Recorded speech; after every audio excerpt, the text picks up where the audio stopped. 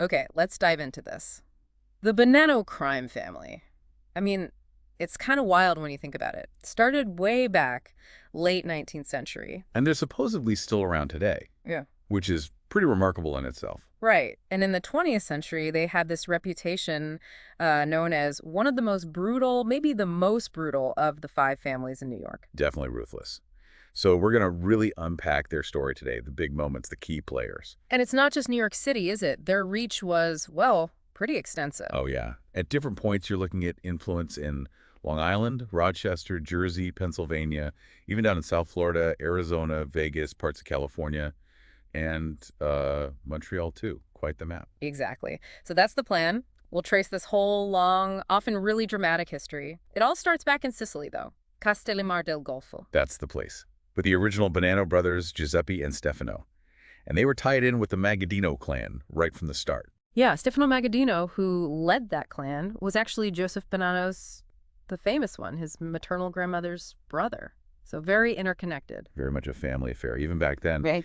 And they had this early feud, didn't they, with the Buccellato clan? They did. Those Sicilian roots, those early conflicts, they really shape everything that comes later, wouldn't you say? Absolutely. It informs that structure, that sort of inward-looking loyalty that became such a Bonanno trait later on. It all comes from that environment. So Stefano Magadino, he gets to New York, 1902, becomes a big deal in the Castellamarese clan over here. Meanwhile, back in Sicily, after Giuseppe and Stefano Bonanno get killed, their brother Salvatore, Hmm. well, he wants revenge against the Buccellatos. Understandable. And then Salvatore Bonanno makes the move, comes to New York City around 1908. And this is key. He sets up shop, really digs in Williamsburg, Brooklyn. That Williamsburg base becomes crucial. It's their foothold, their power center in the New World. That territorial control was everything for these early families. But Salvatore's story takes a turn. He actually goes back to Sicily in 1911, dies there in 1915. And then Magadino, the one who came over in 1902, he has to flee himself in 1921. Heads up to Buffalo, dodging murder charges. Right. Which leaves a guy named Niccolo Cola Schirò in charge of the Castellamarese group in New York. And all of this is basically setting the stage for a massive conflict. The Castellamarese War, 1930 to 1931. This is a huge turning point, not just for them, but for the whole New York underworld. It kicks off between Giuseppe Joe the boss, Masseria, and these Castellamarese guys. Started over bootleg liquor, apparently. But it got much bigger. Oh, way bigger. Schirò, the guy in charge initially, he tries to kind of play it safe, maybe work with Masseria, but it doesn't really work out. And then Salvatore Maranzano steps in, and he had ambitions, big ones. He wasn't looking to compromise. He wanted control. Exactly. Maranzano was more organized, more strategic, maybe. Yeah. He really unified that Castellamarese faction and started making alliances. Who is he linking up with? Well, Stefano Magadino, his old associate up in Buffalo, Gaspar Milazzo over in Detroit, and even reaching out to the Reina family here in New York, who were supposedly under Masseria. Smart moves. And those alliances paid off, didn't they? Especially after Gaetano Reina, the Reina boss, gets murdered in early 1930. Yeah, that was a big blow to Masseria. A lot of his guys started to see the writing on the wall and flipped over to Maranzano's side. The tide really started turning in 1931. And this is also when we see that group, the Young Turks, really start making moves. These are names you definitely know. Oh, yeah. Lucky Luciano, Vito Genovese, Frank Costello, Tommy Lucchese, Albert Anastasia, Joe Adonis.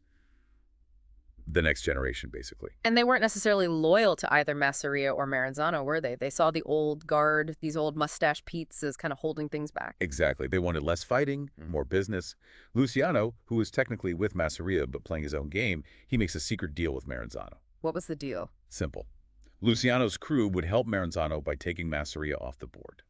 End the war. And that's precisely what happened. April 1931, Joe the boss Masseria is assassinated. War over. Maranzano wins. So Maranzano, feeling pretty good about himself, lays out his grand plan. He sets up, 24 families across the U.S., including 5 here in New York? Yep. The Luciano family, Mangano, Galliano, Profaci, and, of course, the Maranzano family headed by him. But he doesn't stop there. He goes one step further and declares himself Capo di tutti capi, boss of all bosses, the big cheese. Which, sounds great if you're him, but it immediately put the target on your back. Especially with guys like Luciano around. You called it. Just a few months pass. September 1931. Luciano sends in a hit squad, guys disguised as cops, I think. Something like that. They get into Maranzano's office, take him out, end of the boss of bosses' dream. And that title is abolished immediately. Instead, they create the commission, like a governing body, right, to sort things out, avoid more wars. Exactly. A board of directors for the mafia, basically, made up of the heads of the major families. And this is the pivotal moment for the Bonanno name. Right, because the old Maranzano family needs a new leader. And they appoint Joseph Bonanno. Who was only 26 years old at the time. Think about that. The youngest mafia boss in the whole country. It's incredible. Now, Bonanno always claimed later he didn't know about the plot against Maranzano, right? Even said Maranzano was planning to hit Luciano first over, like, the garment district rackets. Now, that was his story. But mob expert Anthony Bruno, among others, kind of casts doubt on that. It seems unlikely Luciano would let Bonanno live, let alone lead a family, if he thought Bonanno was still loyal to the guy he just whacked. Good point. Seems more likely Bonanno knew which way the wind was blowing. So he takes over, renames the family after himself. What does he focus on? The usual rackets, mostly. Illegal gambling, loan sharking, lending money at crazy interest rates and narcotics. Plus, significant expansion. Where to? California, Arizona, and like we mentioned, Canada, with help from his old pal Magadino up in Buffalo, building his own little empire. And he had a particular style, didn't he? Very traditional, very old. Very much so. He clung to those old-world mafia traditions, honor, respect, family, that sort of thing. He apparently saw himself as the father, the patriarch of his crime family. Kind of echoing Maranzano's boss of bosses thing, but maybe just within his own family structure. A bit, yeah. And he really doubled down on that Sicilian connection. He preferred bringing in guys who were specifically Castellamore's Sicilians. Why was that so important to him? He believed those shared roots, that shared upbringing, created stronger bonds, more loyalty, upheld those traditions he valued. It made the Bonanno family unusually tight-knit, maybe even insular compared to others. Interesting. So this tight group, how did they fare on the bigger stage, on the commission? Bonanno became quite powerful there, actually. A big part of that was his close relationship with Joe Profaci, head of another family. They were tight. And that relationship got even tighter, literally, with a marriage, right? Exactly. In 1956, Bonanno's son, Salvatore Bill Bonanno, married Profaci's niece, Rosalie.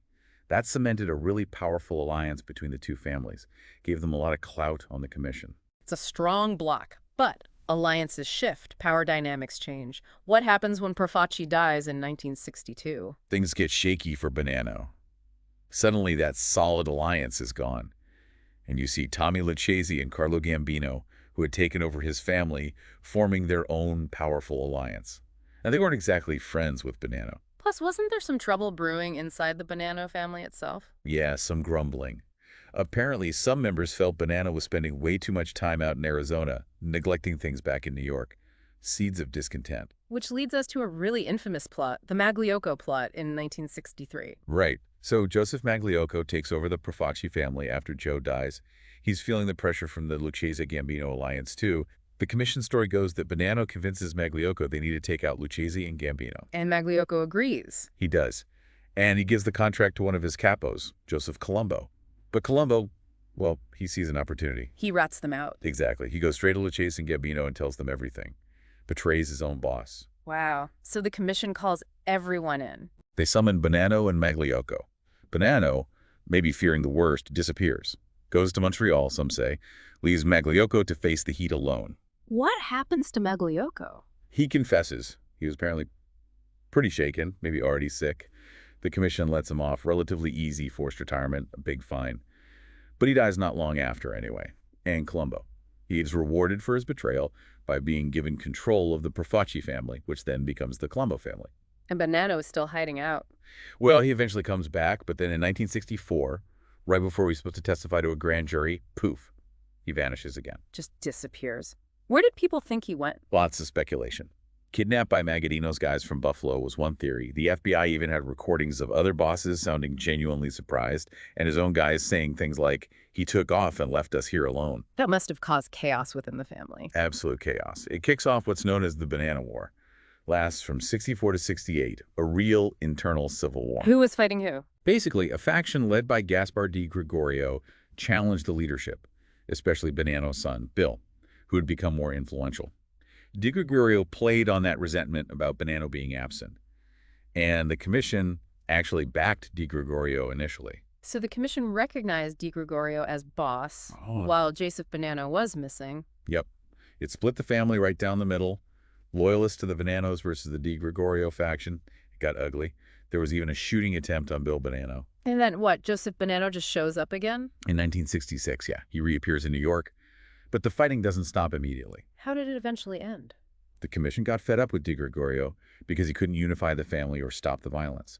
So they switched their support to another guy, Paul Sciacca. Eventually, in 1968, Joseph Bonanno, after having a heart attack, finally agrees to retire officially. He steps down. For real this time. Seems so. Agrees to move out to Arizona permanently. Part of the deal was that his son, Bill, also had to resign his position and leave New York. That effectively ended the Bonanno War. So Sciacca takes over briefly after Bonanno retires. Then who? Natale Joe Diamond, Evola, a Bonanno loyalist, takes charge in '71. But he dies just a couple of years later, natural causes, which paves the way for Philip Rusty Rastelli in 1974. Rastelli. Now, his time as boss wasn't exactly smooth sailing either. Not at all. He gets nailed on racketeering charges in '76, related to shaking down lunch wagon operators, believe it or not. Gets a long prison sentence. So with the boss in jail, who steps into the vacuum? Edgar Galante. Lilo, or Cigar, he becomes the de facto boss, the street boss. And Galante was ambitious. Very ambitious, especially with narcotics. And that ambition rubbed the other families the wrong way. Big time. He was apparently trying to corner the heroin market, ignoring commission rules, stepping on toes. The other bosses got nervous. Very nervous. What did they do? The commission sanctioned a hit. July 1979, Galante is having lunch on a restaurant patio in Brooklyn. Gunmen rush in, and that's the end of Carmine Galante. Famous photo of him dead with the cigar still in his mouth. Grisly. So after Galante's hit, is there another power struggle? Yep. Between Joseph Massino and Dominic Sonny Black Napolitano, they were both powerful capos, but they also faced a threat from another faction. Who is that? 3 other capos: Alphonse Sonny Red, Indelicato, Dominic Big Trinchera, and Philip Giacone. They were apparently looking to take over from the imprisoned Rastelli. So more internal conflict brewing. Right. The commission tried to stay out of it at first. But Massino gets word that Sonny Red and his crew are arming up, planning to wipe out the Rastelli loyalists, including Massino. So Massino has to act. He consults with other bosses, gets the green light, May 1981. Massino, Napolitano, and Gerlando Sciacca, a Bonanno capo with ties up in Montreal, they lure the 3 rival capos to a meeting at a social club. An ambush. Textbook. Trinchera, Giacone, and Delicato all killed. One guy who was with them, Frank Lino, managed to bolt and escape during the shooting. That's a bold move. Did it consolidate Massino's power? It certainly removed the immediate threat and strengthened his position, although Lino escaping would come back to haunt them later. Rastelli is still officially the boss, though, even from prison. Rastelli eventually gets indicted in that big Mafia Commission trial in '85, right? But he dies in prison before anything major happens with that specific case. He dies in '91, yeah. And soon after that, Joseph Massino finally, formally, becomes the official boss of the Bonanno family. And Massino had learned from the past, hadn't he? He ran things differently. Very differently. Much more low-key, much more secretive. He shut down the social clubs, tried to limit joint rackets with other families, kept the circle tight, really tried to avoid the spotlight that had taken down so many others. And he leaned into that Bonanno reputation for loyalty, didn't he? That whole thing about never having a made guy flip. Oh, absolutely. It was a huge point of pride. They were the only New York family that could say that for decades. Yeah. Under Massino, they actually regained their seat on the commission, which they lost after the Bonanno War fallout. So they were back on top, in a way. By the late 90s, yeah. With Gotti and Chingy Gante in jail, Massino was arguably the most powerful boss in the country. Time magazine even called him the Last Don. The Last Don. But that reign didn't last forever. How did it unravel? Ironically, it started with something seemingly unrelated: financial fraud investigations. The FBI targeted a guy named Barry Weinberg. And Weinberg cooperated? Faced with serious time, yeah. Yes. He wore a wire, implicated Bonanno members. That led to a big ICO indictment in 2002. ICO allows prosecutors to go after the whole organization for a pattern of crime. And then the unthinkable happened for the Bonannos. The unthinkable. Frank Culpa, a made man facing charges himself, decides to cooperate. He becomes the first Bonanno soldier in history to turn state's evidence. Breaks omerta. That must have sent shockwaves. Huge shockwaves. And it opened the floodgates. James Tartaglione flipped. Then Salvatore Vitale, Massino's own underboss and brother-in-law, flipped after hearing Messino had put out a contract on him. Wow, even his underboss. Who else? Frank Lino, the guy who escaped the three capos hit back in '81, he flipped. Dwayne Leisenheimer, too. The wall of silence just crumbled. Which all leads directly to Messino's own trial in 2004. Yep. And the testimony from his former guys was devastating. He was convicted on all counts, including ordering the murder of Gerlando Sayacia, the guy who helped him with the three capos hit. Facing the death penalty for that murder. Facing the feds, possibly seeking death, Messino does the truly unprecedented thing. He flips. Joseph Messino, the last Don, the boss of the Bonanno family, becomes a government informant. The first sitting boss of a New York family ever to do that? Just staggering. Absolutely staggering. A massive blow to the family's reputation, their power, everything. So after Messino flips, who takes over the pieces? Vinny Gorgeous, Bassiano became acting boss, but he got convicted too, eventually. He then apparently named Salvatore Montagna as acting boss. But law enforcement kept the pressure on through the 2010s. Oh yeah. More arrests, narcotics, loan sharking. They even secretly recorded an induction ceremony up in Canada in 2015 involving a Bonanno capo named Damiano Zumo. And there were other significant cases more recently. There was Ronald Giolenzo, convicted in 2018 for running a huge loan sharking ring, and that really dark murder-for-hire plot, also in 2018, targeting Sylvester Zotola and his son. The son, Anthony Zotola Sr., was accused of orchestrating it against his own father and brother. Just brutal. Shows the violence is still there. So looking at the leadership structure over the years, it's been quite a carousel, especially since the 60s. Definitely. Lots of bosses, acting bosses, street bosses, underbosses, consiglieres, periods of real instability. The latest intel suggests Michael the Nose. Mancuso is the current official boss. With Johnny Joe Spirito Sr. as underboss and Anthony Bruno Indelicato Sonny Redson, ironically, as consigliere. That seems to be the reported hierarchy, yes. Though things can always be fluid in that world. And the family still operates through different factions and crews, right? Staten Island, the Bronx, maybe still Montreal, Bath Avenue crew, Ridgewood Boys. Those have all been historically associated territories and crews, yeah. Yeah. Involved in the usual stuff, gambling, extortion, drugs. That historical link to Rochester is probably gone, and the Tucson crew seems defunct too. And drugs have always been a big part of their history, haven't they? Galante's ambitions, the pizza connection. Absolutely. Carmine Galante was huge in the Montreal heroin pipeline, and Salvatore Catalano was a key figure in that massive pizza connection case back in the 80s, using pizza parlors as fronts for heroin distribution. It's always been a major moneymaker and a major source of trouble. And sadly, a major source of violence. Lots of bodies over the years due to internal conflicts and external wars. No doubt, it's an inherent part of that life. And the arrests continue. John Bazoo Regano just got sentenced for extortion this year, 2025. Anthony Frascone indicted late last year for illegal gambling. So the pressure's still on, they're still operating, but law enforcement is definitely still actively pursuing them. It seems to be the constant state of affairs. Okay, so wrapping this up, it's just such a complex history, isn't it? The Bonanno crime family. From Sicily all the way to today, so much violence, so much betrayal, these huge shifts in power. Absolutely. And that whole period in the early 2000s with Messino and all the top guys flipping, that was just a seismic shift. Unprecedented. You'd think that would be the end, but somehow they endured. They even got their commission seat back for a while under Messino. It shows a certain resilience, adaptability. Or maybe just the enduring nature of organized crime itself. It's a compelling story for sure. Loyalty, betrayal, tradition versus the modern world, the constant cat and mouse with law enforcement. It really makes you think, considering everything they've been through, the wars, the prosecutions, the informants, what does the fact that the Bonanno family in some form still exists today tell us? What does it suggest about organized crime's ability to survive, maybe even adapt, here in the 21st century? That's the big question, isn't it? How deep do the roots go? And can they ever truly be pulled out? Something for you to ponder.